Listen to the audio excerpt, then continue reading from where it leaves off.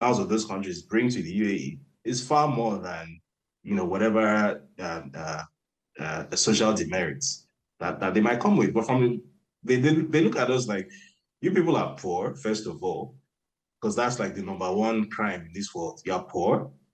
Number two, you're not bringing much to the table, to be honest. You are just coming to look for work. Number three, your government is extremely incompetent. And then number four, your government, in addition to being incompetent, is also duplicitous and is always it's always telling unnecessary lies. Bear in mind that the government has come out twice before to claim that the UAE visa ban is over, when that categorically did not happen. They just came out and issued statements, maybe because they felt like they need to create some idea that they are working or something, and they just pulled it out of the thin air and said UAE visa ban is over. And the UAE authorities were looking at them like, who gave you this information? You and who?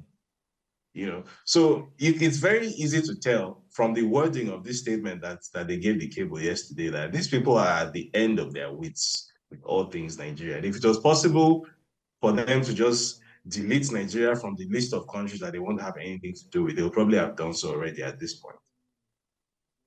Hmm. Let's take a very short break, right? When we come back from that break, we'll continue the conversation. Stay with us.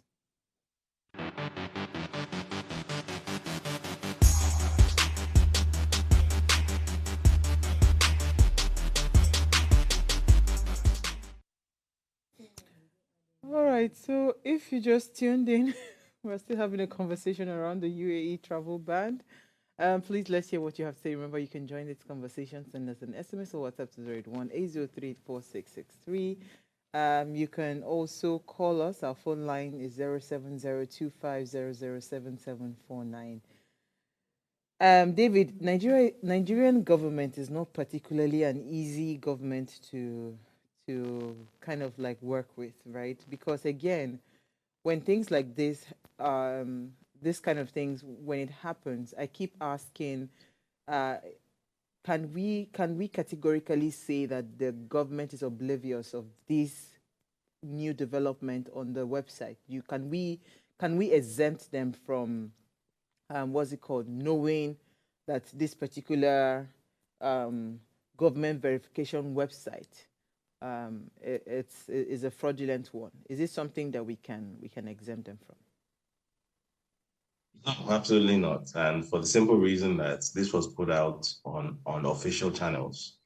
So this isn't some rumor that some account linked to the propaganda arm of the ruling party put out or something. This is something that came from the Ministry of Information and the Minister of Information himself. Those tweets are still up, by the way.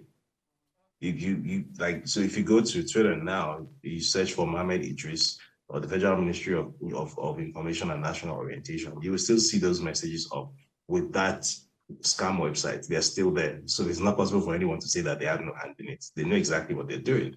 So it might not necessarily be that the Minister of Information himself has direct involvement in it. It could be that there is someone who is very powerfully linked, probably even above him, who might be behind all of this. Bear in mind, I said earlier that this is very reminiscent of the business model that has been employed in places like Lagos. Hmm. As we know, the people who are in power in Abuja now are people who were transplanted from Lagos.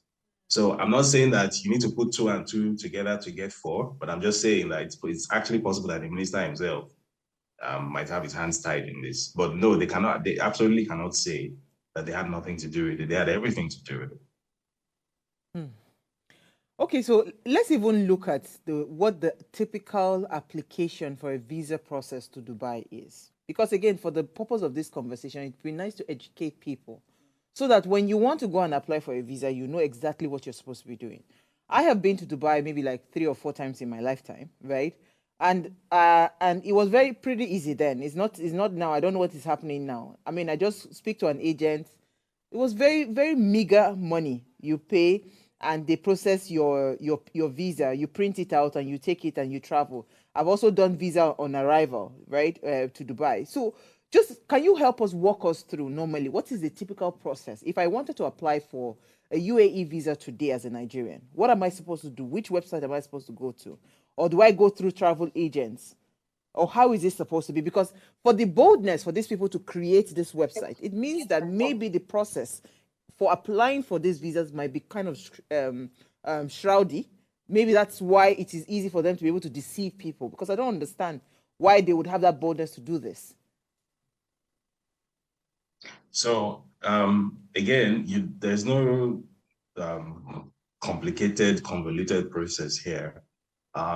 So I'm going to use myself as a case in point. Last time I was in Dubai was in January 2020, and it was a fairly simple, very very straightforward process. So I um, I flew with Emirates. So the visa application process was sort of bundled together with the flight tickets, and literally the whole thing took like 15 minutes, and it was done. I didn't go through any agent or anything. It was very straightforward.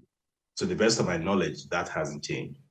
There is a single online platform. You can just Google UAE visa. And where you see a website with the .gov.ae domain, that's probably it. It's very, very simple. And you go and they ask you for all the information that you'll be asked of in a regular visa application, plus your passport photograph or whatnot. You make your payments, which is not up to 90,000 naira, Yeah. the USD equivalent. And that's that.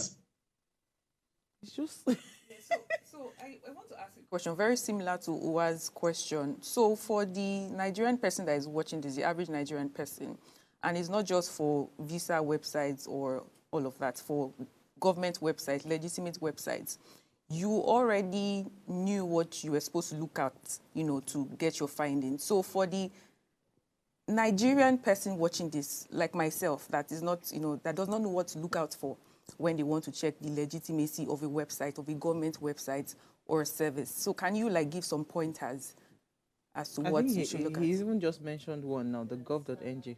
Well, Yeah, like some other things. You most said you obvious- already, sorry to interrupt. You already said it was easy for you 5 minutes. You knew what to look out for and point out. So for the average Nigerian that is watching,